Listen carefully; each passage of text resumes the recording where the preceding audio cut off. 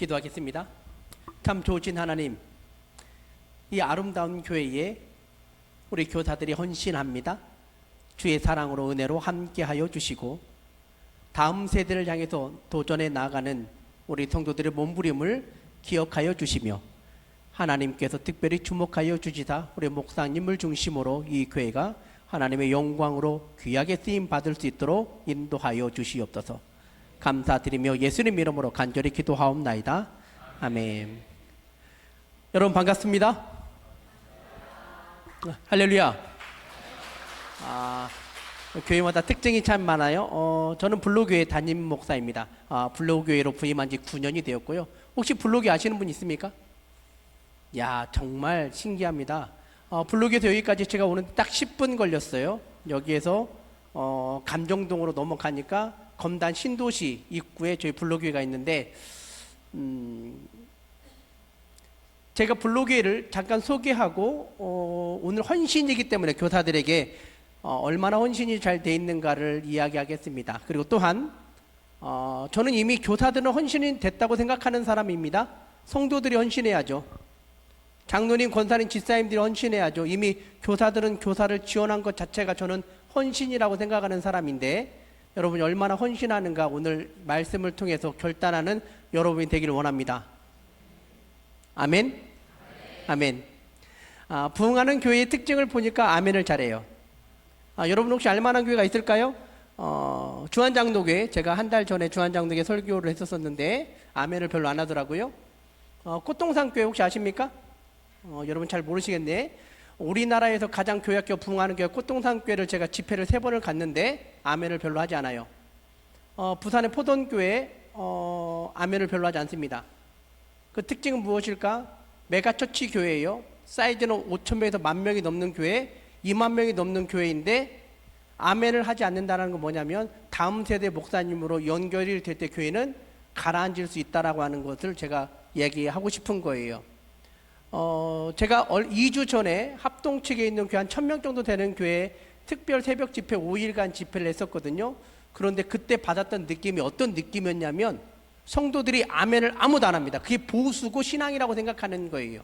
근데 제가 만난 하나님, 제가 느낀 하나님은 아멘하는 성도가 어떻게 딴짓을 합니까?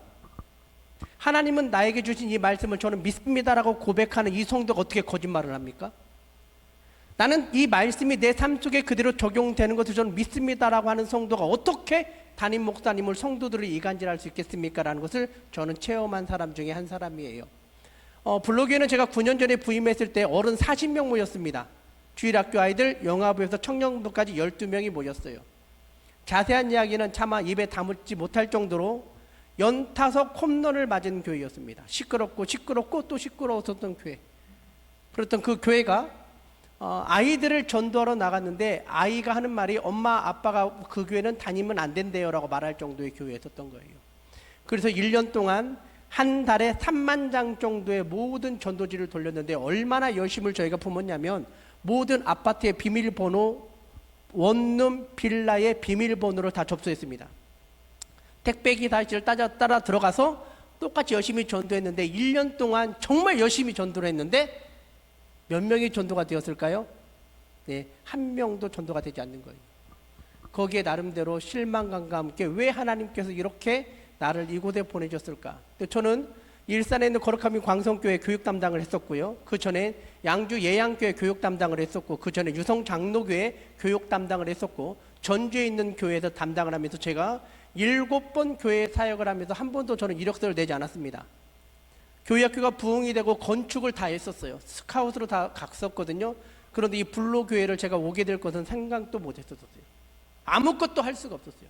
성도들은 모이면 이간질하기 바빴고 성도들은 모이면 스스로 패배의식에 젖었었던 이 교회에 제가 부임하게 됐었어요. 왜 이 교회가 이렇게 되었을까? 왜 교회가 무너졌을까? 분명은 딱 하나였습니다. 목적을 잃어버렸기 때문에 그런 거예요. 이 목적을 잃어버린다라고 하는 것은 무엇이냐면 우리 여기 아름다운 교회의 본질로 향해 찾아가는 교회인데 본질이 무엇이냐를 잃어버렸다라는 거예요. 깊은 산속 옹달샘이라는 노래가 있습니다. 깊은 산속 옹달샘 누가 와서 먹나요? 이라는 노래가 있죠. 새벽에 토끼가 눈 비비고 일어나 새서러 왔다가 뭐 타라고 갔죠? 뭐 타고? 왜 물만 먹고 갔을까요? 목적을 잃어버렸기 때문에 그런 거예요. 환경을 지배를 받았기 때문에 그런 거예요. 그러면 어떻게 해야 될까? 그러나 토끼가 한 가지 잘한 것이 있어요. 무엇을 잘했을까요? 새벽에 일어난 거예요. 목사님, 우리 아름다운 교회 성도님들 너무 얌전해요. 이게 이 교회의 가장 큰 장점이자 보이지 않는 영적 파워라고 저는 생각을 합니다. 하지만 예배가 끝나면 여러분의 태도는 좀 달라질 거라고 생각이 돼요. 자, 할렐루야. 여러분들이 아멘을 외쳐주시면 이 모습을 여러분 자식들이 봅니다. 할렐루야. 네, 좋습니다. 하나님의 은혜가 함께할 줄 믿습니다. 지금 이곳에 주의 성령이 함께할 줄 믿습니다. 할렐루야.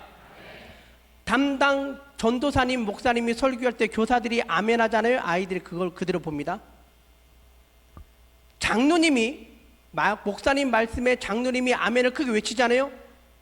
안수 집사님이 보게 되고요. 서리 집사님들이 그 모습을 그대로 봅니다.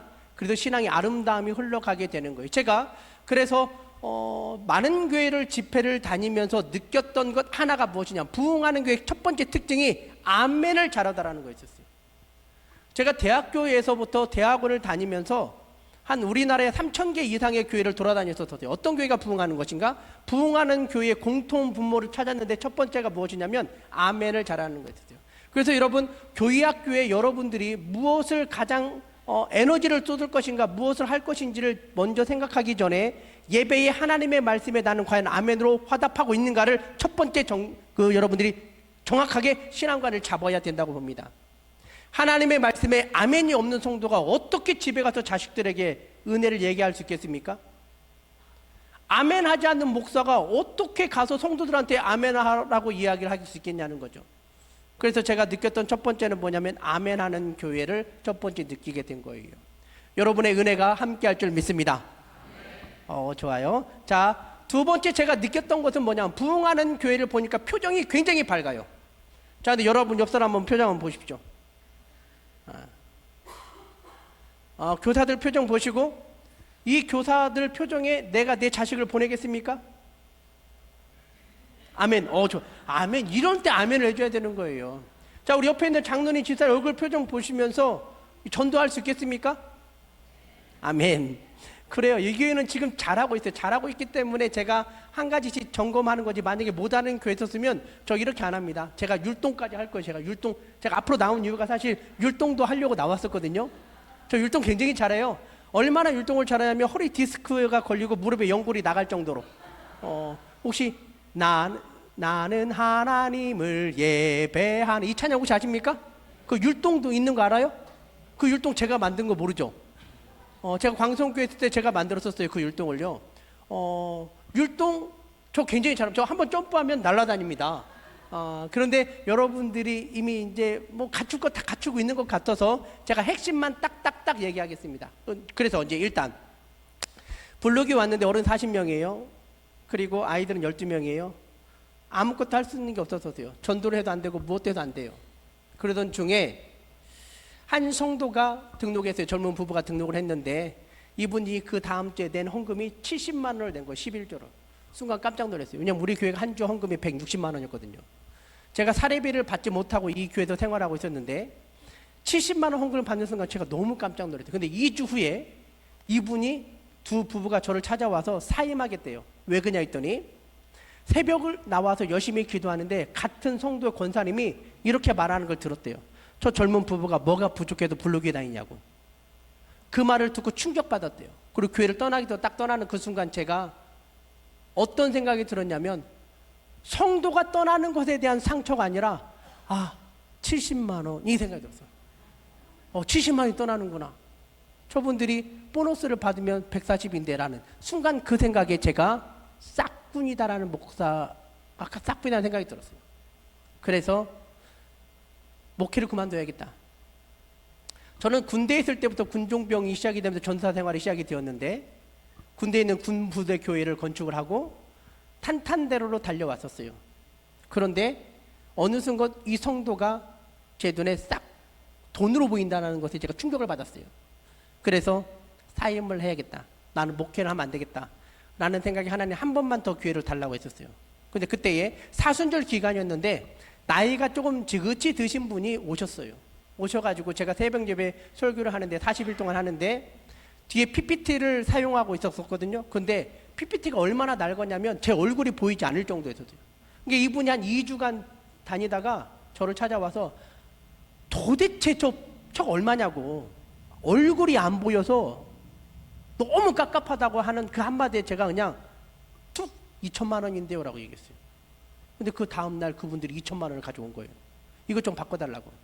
그래서 프로젝트를 바꾸려고 딱 했었다가 안 되겠다, 프로젝트는 안 되겠다, LED로 바꾸자 해가지고 어차피 교회 어려운 교회니까 빚을 더 얹혀서 4,700만 원 들여서 이렇게 똑같은 이 LED로 이제 바꾸게 된 거예요. 바꿨는데 바꾸자마자 그 다음 주에 이 두 부부가 등록을 했어요. 등록했는데 그분들이 헌금을 11조를 100만 원을 하는 거예요. 도배하시는 사장님이 했던 것이죠. 아, 이건 하나님의 사인이다. 그때부터 제가 몸부림을 시작했습니다. 제가 블로그에 부임했을 때 성도 40명, 빚이 44억인 교회에 있었어요. 아무것도 보이지 않는 그 한 달에 이자가 2,500만 원이 나가는 교회였었고, 저는 사례비를 받지 못하고 광성에서 얹혀서, 또 우리 사택은 전임 목사님이 좋지 않은 일로 다른 곳에 가 있는 관계로 저는 사택에 가지도 못하고 일산에서 계속 왔다 갔다만 하는 상태였었어요. 그런데 그 교회가 지금 어떻게 부흥이 됐냐면 오늘까지 저희가 출석이 770명이 되었습니다. 그리고 재정은 1200명이 되었어요. 작년 헌금 집계는 8억 정도 됐고, 올해는 지난주까지 5억 6천만 원 헌금이 집계가 되었어요. 어떻게 이게 부흥할 수 있을까? 교회학교는 지금 250명 정도가 출석이 되고 있습니다. 청년 한 70명 정도 나오고 있어요. 어떻게 이게 가능할까? 완전히 밑바닥 안 친 교회가 어떻게 이게 가능할까? 첫 번째입니다. 아멘을 회복했습니다. 우리 옆사람 보면 인사합시다. 아멘 좀 잘합시다. 자, 따라서 하겠습니다. 사랑합니다.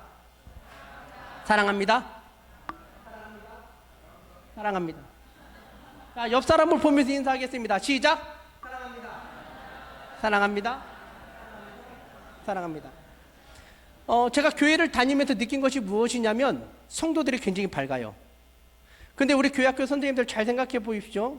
저는 우리 교회는 예배를 드리기 전에 아이들과 함께 신나게 게임을 합니다.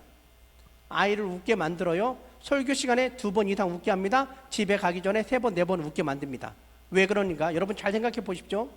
여러분 지금 오후 찬양 예배, 헌신 예배를 드리러 왔는데 딱 와서 기도를 했어요. 기도가 아무리 많이 기도를 해도 5분 이상 기도하는 사람 거의 없습니다.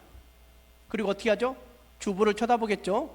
주보에 여러분 11조에 이름 있는지 없는지 오타를 확인하겠죠. 그리고 어떻게 합니까? 옆을 좌우를 쳐다봐요. 그리고 찬양팀의 찬양을 듣는 데 있어서 내 마음이 열리면서 찬양을 하는 경우가 드물다라는 걸 제가 알게 됐어요. 특히 어른일수록. 특히 빠른 템포 찬양일수록 사람들은 그 템포에 익숙하지 않고, 특별히 내가 알지 못하는 찬양은 나와 별개의 찬양이에요. 아는 찬양만 부르게 되는 거죠. 그런데 교회학교로 접목하게 되면 교회학교는 아이가 오자마자 아이한테 율동과 함께 찬양을 하게 됩니다. 그럼 아이들이 이 찬양을 신나게 부를 수 있을까? 마음이 열릴까? 아니다라는 생각이 들었던 거예요. 어떻게 할까? 아이를 웃게 만들자. 그럼 어른들은 어떻게 웃게 만들까? 그래, 인사부터 잘하자라고 하는 것이 이제 저의 생각이었던 거죠. 그래서 이것을 예배 안에 집어넣게 된 거예요. 그래서 한번 사랑합니다 했더니 사랑은 뭐 이 정도인데 2번 사랑할 거라는 건 생각을 못 했던 거죠. 2번 사랑하고 3번 사랑하고 4번까지 사랑할 거라는 것은 전혀 생각을 못 했던 것이죠. 그래서 좌우 앞뒤 4명에게 인사하라고 했었더니 성도들이 한 번씩 웃기 시작을 하는 거예요. 그리고 나서 할렐루야 아멘을 외쳤습니다. 하나님께 영광을 돌리시다. 이 말씀 그대로 될 줄 믿습니다라고 선포를 외쳤어요. 그랬더니 성도들의 생각이, 삶이 달라지는 거예요.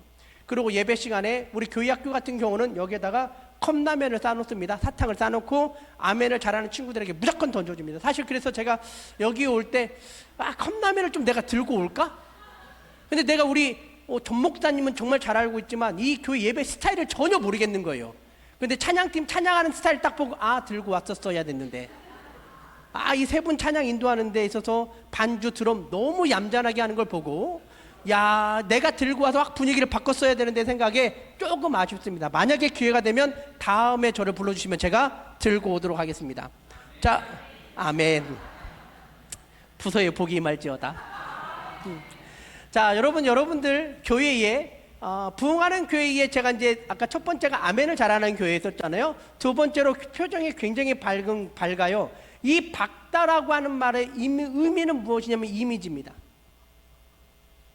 여러분 혹시 우리나라에서 제일 잘 져 있다라고 생각하는 교회를 방문한 적이 있습니까? 여러분이 생각하는 우리나라에서 제일 잘 진 교회, 가장 멋지게 졌다라고 생각하는 교회가 있다면 어느 교회일까요? 혹시 생각나는 교회 있어요? 어느 교회? 뭐 아름다운 교회? 여기 교회도 정말 예뻐요. 저는 이 교회가 너무 마음에 드는 것이 에어컨이 세지 않아서 저는 정말 마음에 들어요. 저는 우리 교회 에어컨 때문에 항상 그 코가 맹맹하거든요. 에어컨이 너무 안 좋아. 근데 너무 좋아요. 적당히 춥고 적당히 덥고 굉장히 좋습니다. 용인에 있는 용인제일교회라는 교회를 여러분 한번 기회가 되면 탐방 한번 해보십시오. 이리 신광교회라는 교회를 탐방해 보세요. 제가 이 두 개의 교회를 전국을 다니면서 느꼈던 교회 중에서 가장 건물로는 탁월한 교회입니다. 땅 2만 평에 10,000평이 주차장이고 10,000평이 건물인데 체육관과 함께 이 앞에 전체가 스크린이에요. 용인제일교회가 한 4,000석에 체육관이 2개가 들어있고 도서관이 있고 그 안에 에브리데이 이마트가 들어가 있는 유일한 이런 교회예요. 조그마한 편의점이 들어가 있는 교회죠. 그것도 무인 판매하는 교회예요. 그래서 제가 그 교회 교사쌤이라면서 물어봤습니다. 당신네 교회의 이미지 장점은 뭐냐고 물어봤어요. 자, 지금부터 여기 있는 교사들, 우리 장로님, 집사님들 머리 생각해 보십시오. 아름다운 교회의 장점은 무엇인가? 우리 교회의 장점을 한마디로 말할 수 있는 게 무엇일까? 근데 그 장점이 다른 교회와 겹쳤을 때 밀린다면 장점이 될 수 없어요. 왜냐하면 사람들은 그 교회를 선택하게 될 것이니까. 그럼 우리 교회의 가장 큰 장점이 무엇인가? 코로나가 되면서 코로나 이후로부터 20%는 교회의 시스템이 바뀌었고 80%는 그대로예요. 그런데 부흥하지 않는 교회를 제가 가만히 쳐다보니까 바뀐 20%의 에너지를 쏟아요. 영상 장비, 온라인, 기타 등등의 바뀐 코로나 이후 20%의 에너지를 쏟는 교회는 제가 볼 때는 비전 없습니다. 그럼 무엇에 에너지를 쏟아야 될까? 변하지 않는 80%가 무엇인지를 봐야 돼요. 예수님께서 이 땅에 오셔서 지금까지 약 2000년 동안 우리나라, 한국, 인류 역사에서 변하지 않는 것이 있다면 그게 무엇일까? 첫 번째, 뭐가 변하지 않았죠? 예배입니다. 그러면 교회학교 제가 여러분에게 질문을 던지겠습니다. 우리 유치부, 제가 이제 명칭을 모르니까 유치부, 초등부, 청소년부, 청년부 예배에 이 예배에 나는 우리 목숨을 걸었다. 교사 있습니까? 있어야 돼. 그냥 고개 끄덕여 주세요. 오늘 헌신 예배니까. 왜냐하면 여러분들이 끄덕여 줘야 여기 앉아 있는 분들이 헌신할 거란 말이에요. 우리 교회는 작년까지만 해도 영아부, 유치부, 초등부, 청소년부, 청년부 예산이 1,000만 원이었어요. 5개의 부서 예산이 1,000만 원이 말이 됩니까? 이 돈 갖고 뭘 하라고. 근데 여름 성경학교에 거의 500만 원, 600만 원을 쓰잖아요. 그래서 우리는 어떻게 하냐면 매해마다 사랑의 헌금을 모금합니다. 그래서 작년에는 성도들이 십시일반 10,000원, 2,000원씩 모아서 작년에 3,000만 원을 모았어요. 그 돈으로 성경학교를 다 했습니다. 올해도 지금 지난주까지 장로님, 집사님, 심지어는 초등학생들까지 10,000원, 2,000원씩 모아서 성경학교와 수련회를 도와줍니다라고 지난주까지 모은 돈이 현재 2,200만 원이 들어왔어요. 그 돈이 아이들에게 모두 다 나아갑니다. 제가 느꼈던 것은 무엇이냐면 교사의 헌신보다 성도의 헌신이 있어야 교회는 부흥한다는 거예요. 제가 느꼈던 건 뭐냐면 아무리 이 아이에게 열심히 가르친들 부모가 아이를 데리고 놀러 가면 끝나요. 교사가 아무리 헌신한다고 노력한들 부모가 오늘은 온라인 예배 드리자라고 말하면 아이는 오지 않아요. 그럼 어디에서 또 문제가 되는가? 저는 이것을 가장 근본적인 80%에 변하지 않는 여기에 핵심 키워드인 예배에 얼마나 승부를 걸고 있는가를 여러분에게 질문 던지고 싶은 거예요. 여러분 블로그 유튜브에서 아이 워십이라는 예배가 있습니다. 저는 어느 정도 아이들에게 제가 미쳐 살고 있냐면 어느 날 2021년인가요? 저희 누나가 보험을 합니다. 보험을 하는데 굉장히 유명한 여자예요. 삼성화재의 모든 보험을 다 만들었었고 지금은 개인 회사에서 이사하고 있는데 저희 누나가 수원에 있는 명선교회라는 교회의 권사예요. 한 3,000명 모이는 교회는 거기 권사인데 성가대 지휘자예요. 성가대는 모든 찬양을 안보하면서 부릅니다. 새벽 예배를 나오고 아침 6시에 출근하고 밤 10시에 퇴근합니다. 그리고 누나의 밑에 한 50명 있는데 그 대부분 연봉 1억 이상 돼요. 근데 누나가 저한테 그러는 거예요. 민수야, 너는 사람을 만나면 몇 분 만에 전도할 수 있냐라고 물어봐요. 왜? 누나는 10분 만에 내 보험 팔 수 있어. 그랬더니 누나가 어느 날 갑자기 이 말을 합니다. 민수야, 누나가 만약에 죽어서 예수님 앞에 딱 섰는데 예수님께서 너 뭐하고 왔냐라고 물어본다면 나는 보험 팔고 왔을 거라고 대답할 것 같아. 민수야, 너 오늘 죽었어. 너 예수님이 너한테 뭐하고 왔냐라고 물어본다면 너는 5달란트를 그대로 사용했어? 라고 물어보는 순간 아차 싶었던 거예요. 왜냐하면 제가 어느덧 어른 목회를 하고 있었다는 걸 알게 된 거예요. 그래서 장로님과 상의를 했습니다. 저는 항상 내가 정말 꿈꿨었던 것이 있습니다. 그게 뭡니까? 장로님이 물어보길래 나는 주일 낮 예배에 우리 아이들이 본당에서 예배를 드렸으면 좋겠어요. 왜 우리 아이들은 1년 12달 본당에서 예배는 성탄절과 송구영신 예배가 안 드리냐고. 나는 우리 아이들이 본당에서 예배를 드리는 게 내 소원입니다라고 하는 것을 이야기를 했어요. 그때 장로님께서 하시래요. 좋다. 9시 예배를 8시 반으로 당기자. 11시를 11시 반 늦추자. 중간에 10시 타임에 영아부, 유치부, 초등부를 본당에 집어넣겠다. 단 조건이 있다. 부모와 아이가 함께 예배를 드려야 된다. 예배는 내가 인도하겠다. 이렇게 됐었어요. 그리고 나서 6개월 동안 우리 교회에서 가장 악기를 잘 다루는 사람들을 모았습니다. 워십을 제일 잘하는 사람들을 제가 워십을 가르쳤어요. 그래서 2025년도부터 이제 코로나가 지나고 나서부터 그 딱 첫 예배를 드렸는데 세상에 한 명도 없는 거예요. 전부 다 온라인 예배. 그래서 똑같이 예배를 드렸어요. 드렸는데 지금은 이 본당에서 아이와 부모 한 150명 정도가 10시에 예배를 드리고 있는 거예요. 그럼 10시에 예배 드리면 11시 반에 어떻게 되느냐? 부모들은 전부 다 본당에 올라와서 어른 예배를 드리고 나머지 아이들은 밑에 내려가서 특별 활동 프로그램을 진행하고 있어요. 제가 여러분 초등부에게, 유치부에게, 청소년부에게 제가 도전을 드리는 겁니다. 우리 예배에 목숨을 걸고 있는가? 우리는 예배 리허설을 2번, 3번씩 합니다.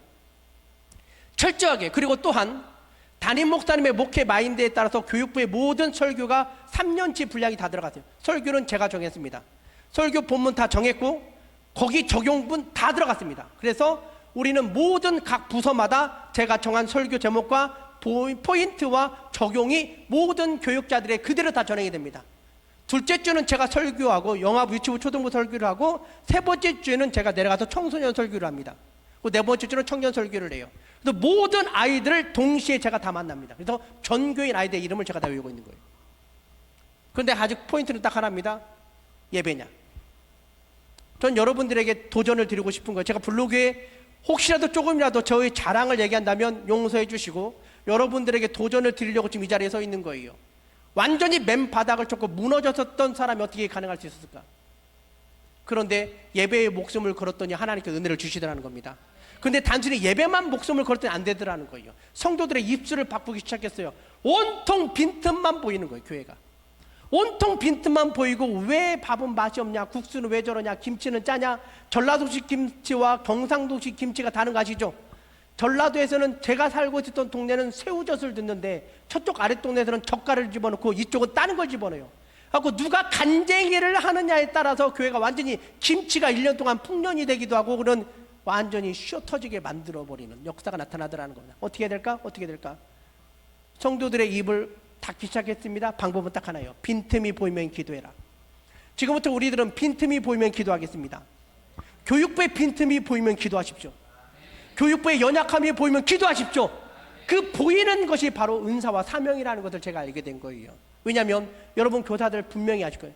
장로님, 집사님, 권사님 중에서 왜 이렇게 교회 학교가 이게 부흥이 안 돼? 이렇게 말하면 되는 거예요. 장로님이 후원 좀 해주세요 라고 말하면 되는 거예요. 관심 있으니까 말하는 거죠. 아니 왜 이렇게 교회 학교는 왜 이렇게 교사가 없어? 라고 말하면 그러면 집사님이 교사하면 되겠네 이렇게 말하면 되는 거예요. 우리 교회는 함부로 말 못합니다. 아니 김치가 왜 이렇게 맛없어? 집사님이 김치 담으면 되겠네. 아니 교회가 왜 이렇게 더러워? 집사님이 청소하면 되겠네. 화장실 집사님이 청소. 은사는 보이는 관심에서 시작이 된다. 아니 왜 우리 교회는 헌금이 집사님 많이 벌어서 헌금하면 되겠네.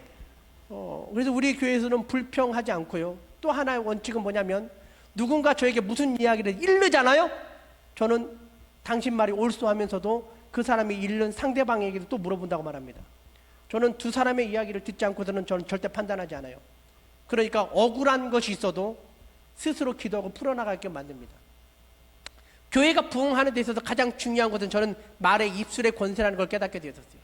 제가 이 전교회에 있을 때 담임 목사님에게 저를 모함을 했어요. 한민수 목사가 자기 사람을 만든다고. 자기 사람만 만든다고 하는데 어느 날 정책당회를 하는데 저를 담임 목사님 갑자기 불렀어요. 장로님들 한 50명, 교육자들 한 4, 50명 모인 자리에서 저를 불렀어요. 담당 교구 장로 불러가지고 한민수 목사 왜 네 사람 만들어? 교구에서 너를 보이콧했다라고 말하는 거예요.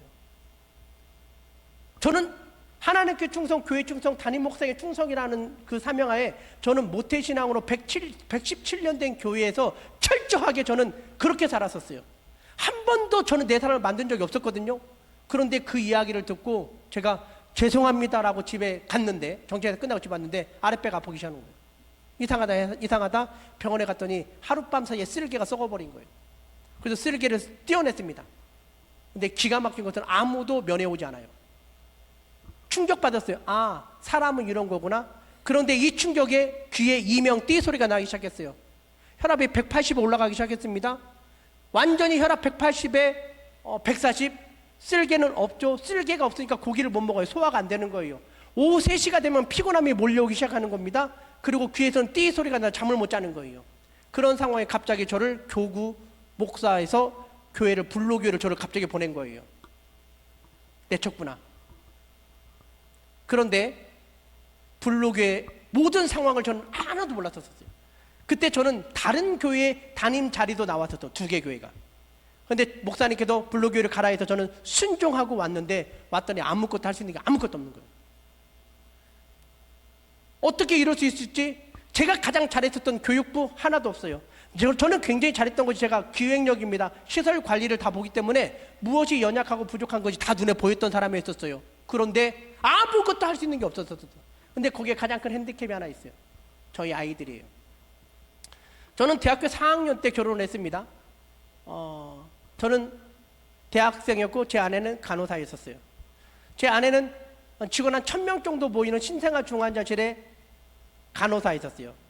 그래서 그 안에서는 아이들이 죽어가는 모습을 늘 보았고 저도 쳐다봤었죠. 그런데 제가 대학교 4학년 때 결혼을 하고 9월에 결혼을 했는데 12월에 제 아내가 갑자기 울고 오는 거예요. 왜 그러냐고. 임신했대요. 아 그래? 이제 사실 남자는 잘 몰랐어요. 저는 잘 몰랐어요. 근데 임신 한 줄만 알았었어요. 그런데 그 다음 1월이 되니까 또 울고 와요. 왜 그랬더니 쌍둥이래요. 그래? 그래. 근데 그때가 2002년도 우리나라가 월드컵 4강에 들면서 김대중 대통령이 7월 1일을 쉬라고 했었어요. 아마 기억하실 겁니다. 하루를 쉬는 날이 있었어요.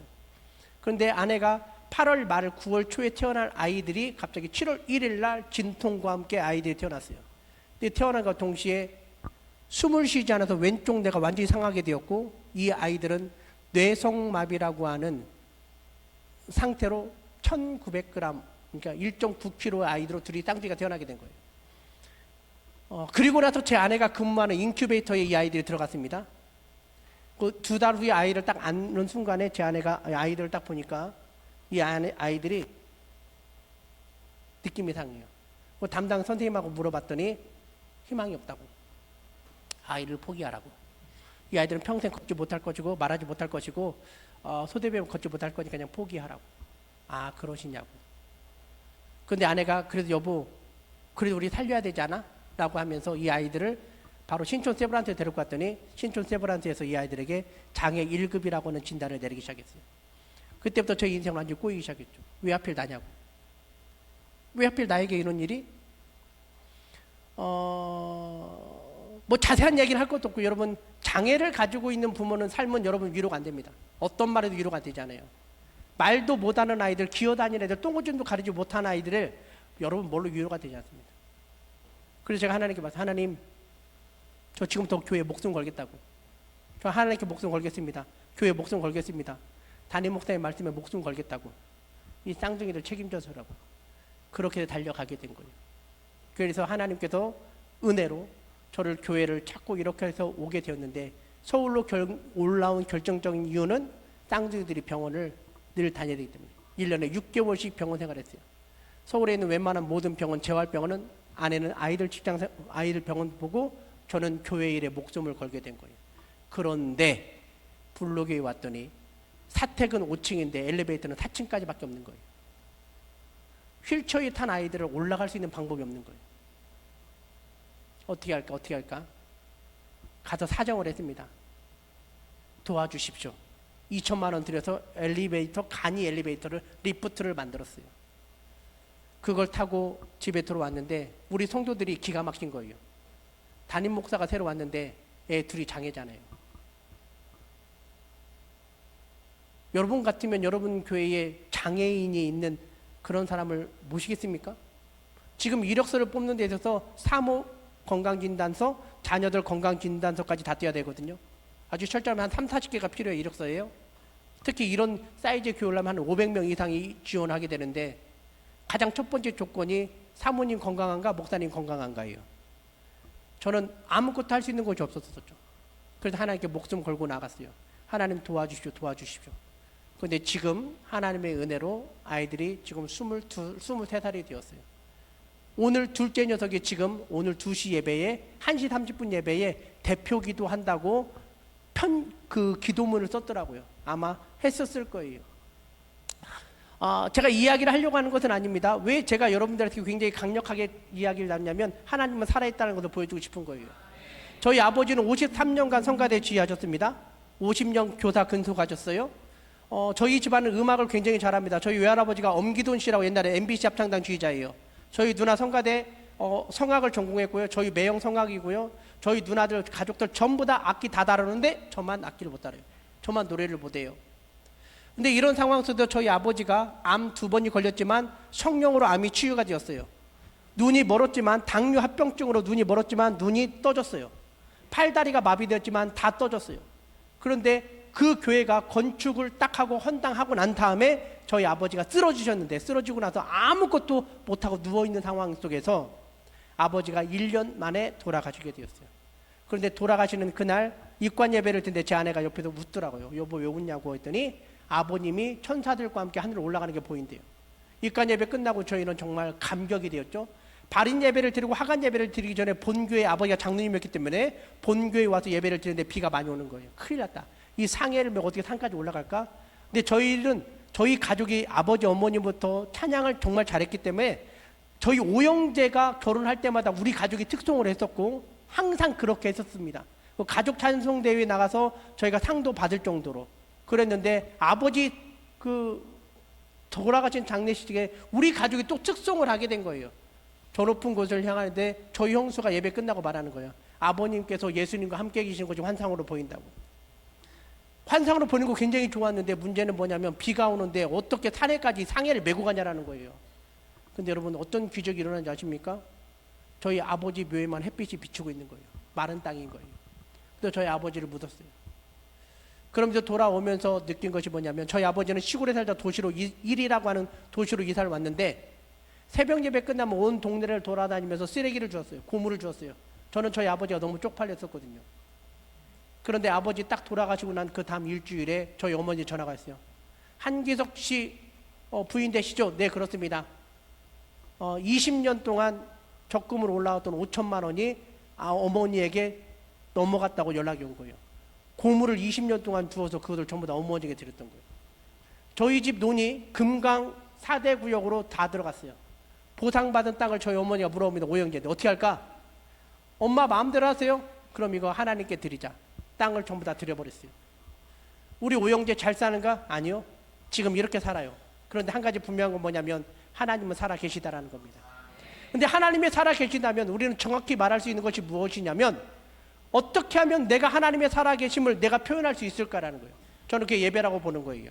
그게 바로 우리에게 굉장히 중요한 이미지라고 하는 것을 여러분에게 말씀드리고 싶고 하나님의 말씀이 살아있다라고 믿는 사람은 어떻게 아멘을 하지 않을 수가 있겠습니까? 어떻게 표정이 무표정일 수 있겠느냐라는 걸 물어보는 거예요. 오늘 말씀으로 들어오겠습니다. 제가 오늘 강습회 세미나가 아니기 때문에 오늘 다윗과 골리앗이 등장합니다. 저는 다윗을 보면서 정말 대단하다는 생각이 들었어요. 그렇다면 여러분 다윗의 이미지는 무엇이었을까? 13살, 12살 정도 되는 아이의 이미지는 목동이라고 말하면 되겠습니까? 목자라고 말하면 되겠습니까? 여러분 양이 1000마리가 있으면 12살짜리한테 양 1000마리를 맡기겠습니까? 안 맡겨요. 저 같으면. 그러면 최소한 다윗은 목자로서의 기본적인 자질도 없었던 사람이에요. 그런데 이상하게 다윗과 골리앗 싸움 이후로부터 다윗이 다시 목동으로 돌아간 사건은 별로 없습니다. 그런 하프를 치면서 사울 왕의 옆에 있었고 도망 다니고 맨 돌아다니다가 왕이 되어가지고 이스라엘 다 하고 죽었던 것이 다윗의 삶이었는데 다윗의 시편을 보니까 맨 그 목장 이야기, 목자 이야기, 여호와는 나의 목자신 이야기를 계속하고 있는 거예요. 도대체 다윗에게 저렇게 말할 수 있는 힘이 어디에 있었을까? 저는 부모라고 보는 거예요. 저는 그 형들이라고 보는 거예요. 어린 다윗이었지만 이게 다윗에 보여주는 이미지였었습니다. 그런데 어느 날 아버지의 집에 사무엘이 하나님의 음성을 듣고 베들레헴에 가서 이새의 집에 가서 아들을 봐라, 내가 사울을 버렸다라고 말해서 찾아가게 되는데, 사무엘이 말하죠. 혹시 사울이 알면 나를 죽일지 어떻게 합니까? 신방 왔다고 해라. 갔어요. 얼마나 이새가 놀랬겠습니까? 그래서 7 아들을 쭉 세웠습니다. 그런데 막내인 아들을 8번째 다윗은 데려오지 않았던 거예요. 여러분 생각해 보십시오. 여러분 집에 뭐 대통령은 뭐 친합니까 안 친합니까? 제가 물어보지 않겠습니다. 여러분 집에 시장이 와요. 김포시장이 옵니다. 가족들 전부 다, 자식들, 남자들 다 불러라 했는데 여러분 안 불렀어요. 여러분 이 교회에 한민수 목사가 와서 각 부장들 전부 다 이렇게 모이라고 인사하겠다고 했는데 초등부 부장은 안 불렀어요. 너무 행복하네, 나를 안 불러서. 어떻게 하겠습니까? 제가 다윗이었으면 저는 굉장히 속상했을 거예요. 아니, 사무엘이 온다는데 나를 안 불러? 그런데 이 7 아들은 성결케 하여 사무엘 앞에 섰습니다. 그런데 하나님께서 아니다. 결국 다윗이 섰어요. 기름을 붓고 난 그 다음 얼마 후에 아들들이 블레셋과의 전쟁을 통해서 전쟁을 하고 있다고 하니까 가라고 한 거예요. 도시락 갖다 주라고. 다윗이 아침 일찍 일어나 갔습니다. 아침 일찍 일어났다고 하는 이 단어가 포인트예요. 아침 일찍 일어나서 블레셋과 싸우는 곳에 딱 전쟁신에 왔더니 마침 그때 골리앗이라고 하는 사람이 말합니다. 이스라엘 군대와 하나님을 욕하기 시작하는 거예요. 근데 다윗이 그때 이 말을 듣고 뭐라고 말했냐? 할례 받지 않는 저 사람이 어떻게 욕을 할까?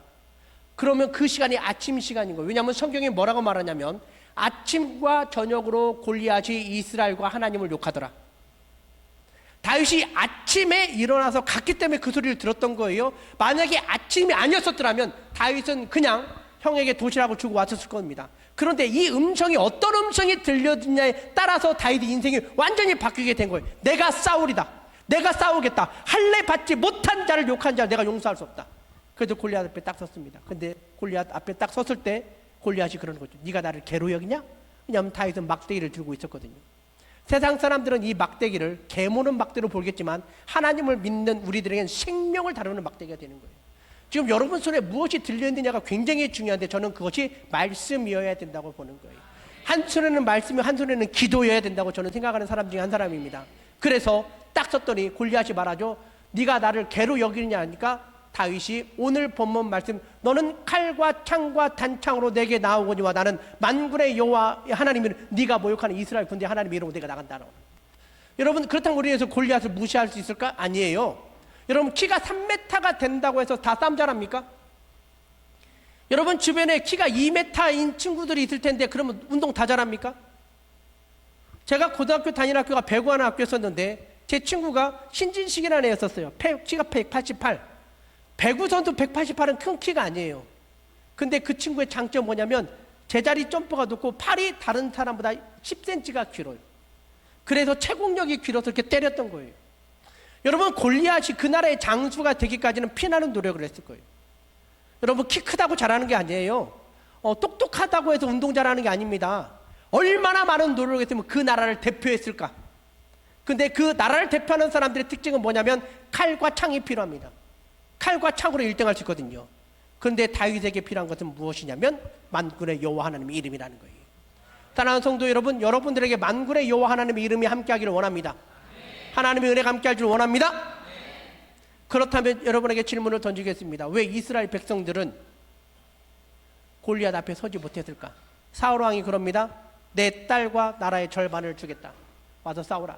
이기면 다 주겠다. 그럼 왜 이스라엘 군대 사람들은 오지 않았을까요? 왜 싸우지 못했을까? 이스라엘은 장수가 없습니까? 이스라엘은 군사가 없을까요? 왜 싸우지 못할까? 이게 제가 여러분들에게 나누고 싶은 마지막 포인트 말씀입니다. 왜?